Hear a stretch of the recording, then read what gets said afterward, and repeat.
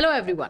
Finally UP में जो है टीचिंग वैकेंसी आ गई है। यूपी एलटी ग्रेड की वैकेंसी 7,466 यानी 7,466 वैकेंसीज जो है आप लोग को देखने को मिल रही है।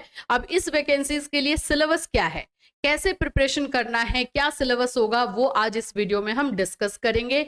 डिटेल से आपको हर एक सब्जेक्ट का आपको सिलेबस बताया जाएगा और जो सिलेबस हमें मिला है वो सिलेबस हम अपने टेलीग्राम पे डाल देंगे, तो आप वहां से लेकर के अपना अच्छे से मैच करके प्रिपरेशन कर सकते हो। ठीक है, तो चलिए स्टार्ट करते हैं इस वीडियो को। उससे पहले फ्रेंड्स, चैनल पर पहली बार विजिट कर रहे हो तो चैनल को सब्सक्राइब कर लेना, बेल आइकन को हिट कर देना। यहाँ पर आपको यूपी वैकेंसी से रिलेटेड हर इन्फॉर्मेशन दी जाएगी, एलटी ग्रेड से रिलेटेड हर इन्फॉर्मेशन दी जाएगी, चाहे आपका सब्जेक्ट कॉम्बिनेशन हो जाए, सिलेबस से रिलेटेड प्रॉब्लम आपके हो जाए, सभी को दूर किया जाएगा। सो चैनल को सब्सक्राइब करके रख लीजिएगा। देखिए, ये आप लोग को डेट पता ही है, 28 जुलाई से 28 अगस्त तक का डेट है। फॉर्म फिलअप आपको 28 जुलाई से देखने को मिलेगा। इसको लेकर के बहुत सारे क्वेश्चन हैं, सब्जेक्ट कॉम्बिनेशन को लेकर क्वेश्चन है, बहुत सारी चीजें हैं, उन सभी को लेकर हमने वीडियो बना दिया है और जो यूपी गवर्नमेंट का न्यू नियमावली आया है उसके तहत बनाया है, तो देख लीजिएगा। टोटल पोस्ट 7,466, मेल के लिए 4,860, फीमेल के लिए 2,525।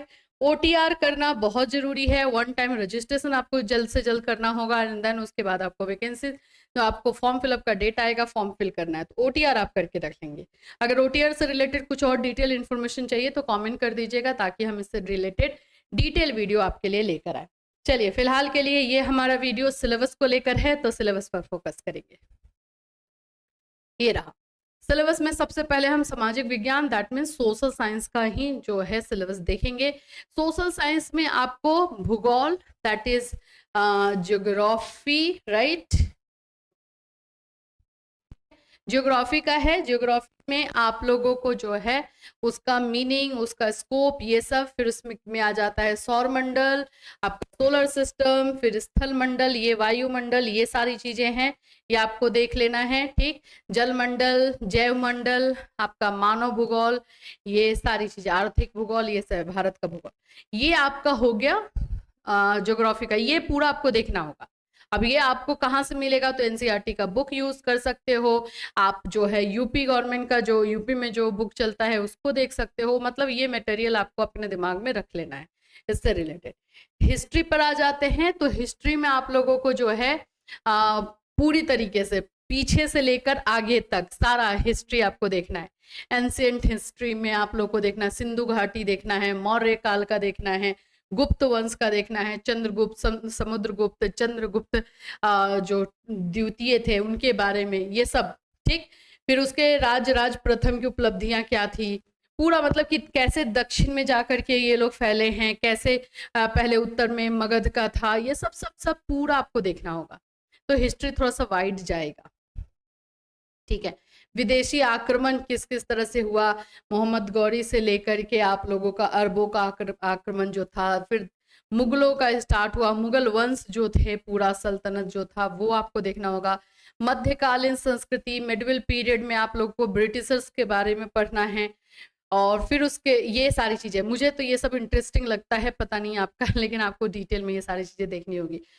ये जो है क्या बोलते हैं, जो मिडिवल पीरियड है जिसमें आप लोग का मध्यकालीन समाज में क्या क्या चीजें हुई हैं, ईस्ट इंडिया कंपनी कैसे आया, क्या क्या चीजें हुई, इसको थोड़ा सा आप स्टोरी से कनेक्ट करके देख सकते हो। ये सब मैंने वैसे बीएड में आपको पढ़ाया हुआ, बीएड में एजुकेशन रिलेटेड पॉलिसी के बारे में जानना था तो थोड़ा सा आपको आइडिया होगा और डिटेल में पढ़ना। इकोनॉमिक्स में आप लोग को देख लेना है, इकोनॉमिक्स। ठीक, अब आ जाते हैं इकोनॉमिक्स को हम इधर से लाते हैं। ठीक है, मुद्रा बैंकिंग, अंतर्राष्ट्रीय व्यापार, सार्वजनिक नीति, ये सब है। नागरिक शास्त्र का है। नागरिक शास्त्र में आप लोगों को इसका डेफिनेशन, राज्य का डेफिनेशन, नागरिक शास्त्र, संप्रभुता, बहुलवाद, ये जो हमारा ड्यूटीज है, हमारे जो राइट्स हैं, ये सब आपको जानना है। कॉन्स्टिट्यूशन के बारे में जानना है, आर्टिकल्स आपको देखना है, ये सारी चीजें रहेंगी। राजनीतिक विचारक कौन कौन से थे, प्लेटो, अरस्तु, हॉब्स, लॉक, रूसो, ये कैसे सोचते थे, क्या इनका थिंकिंग था। महात्मा गांधी के बारे में भी है। भारतीय शासन और राजनीति, तो ये सब है। एंड भारतीय प्रशासन, इसके बारे में। ठीक, अब आ जाते हैं यहाँ से साइंस में एंट्री लेते हैं। साइंस में आप लोगों को देख लेना है सामान्य भौतिकी यानी कि जनरल फिजिक्स, आप लोगों को ये सब समझना है।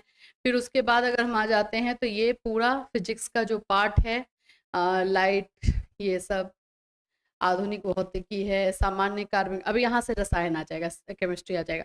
तो ये जितना दिया गया है काफी डिटेल सिलेबस है, आपको भी लग रहा है, लेकिन हाँ भाई टीजीटी के लिए थोड़ा डिटेल पढ़ना होगा। जो लोग मास्टर ग्रेजुएशन किए हुए हैं उनको तो ये समझ में आ रहा होगा कि हाँ ये इतना है, वैसे जा रहा होगा, तो आप लोग उससे कनेक्ट कर पाओगे और उसको बस रिवीजन करना होगा थोड़ा ये से। बस ये एक अच्छे से अगर सिलेबस आपको मिल जाता है तो सिलेबस के अकॉर्डिंग पढ़ना बहुत ज्यादा जरूरी हो जाएगा और उसके अकॉर्डिंग ही प्रिपरेशन आप लोगों की सही भी रहेगा। ठीक है, यहाँ पे वनस्पति विज्ञान यानी बायोलॉजी का भी आप लोग को मिल जाएगा इधर से, हाँ यहाँ से बायोलॉजी है। ये पूरा सिलेबस हम आपको डिटेल में दे देंगे, आपको डिटेल में इससे प्रिपरेशन करना है। मुझे जहाँ तक पता है कि एनसीईआरटी बुक से अच्छे तरीके से प्रिपरेशन हो जाता है, किसी भी तरह का कॉम्पिटिटिव एग्जामिनेशन के लिए एनसीईआरटी बुक फॉलो करना जरूरी होता है। तो आप इसको 11th-12th तक आराम से डिटेल से आप समझ सकते हो। ठीक है, फिर इसके बाद से आप आ जाओ यहाँ पर थोड़ा सा अलग सब्जेक्ट और चलते हैं, ये सब साइंस ही है। मैथ्स में आ जाते हैं तो मैथ्स में आपका बीजगणित, वास्तविक विश्लेषण, सदिश, ये सब आपका अलजेब्रा से ज्योमेट्री ये सब रहेगा। सांख्यिकी, मैथ्स ज़्यादा लंबा नहीं है, मैथ्स ठीक ठाक है।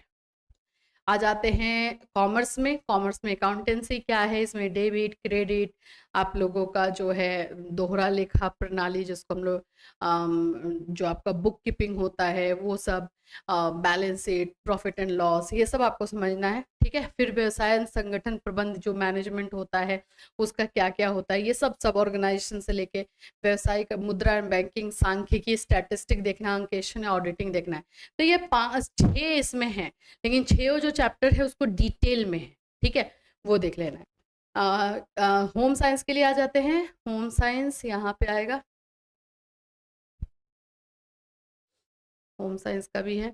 तो मैं आपको ये मैं फिर से बता रही हूँ, ये आपको पूरे अच्छे से ये पूरा सिलेबस दे दिया जाएगा, इसके अकॉर्डिंग आप थोड़ा सा देख लेना है। मैं सभी सब्जेक्ट का यहाँ पे दिखा रही हूँ, आप लोग देख लो, इसमें सभी सब्जेक्ट का दिया हुआ है, सभी सब्जेक्ट का, ये हमने ऑफिशियल साइट से ही निकाला है, तो ऐसा नहीं है कि आपको कहीं और से मिल रहा है, कंप्यूटर का भी है, सभी का है। ठीक है, तो ये पूरा डिटेल सिलेबस है और ये डिटेल सिलेबस आपके लिए बहुत यूजफुल होगा, हमें पता है।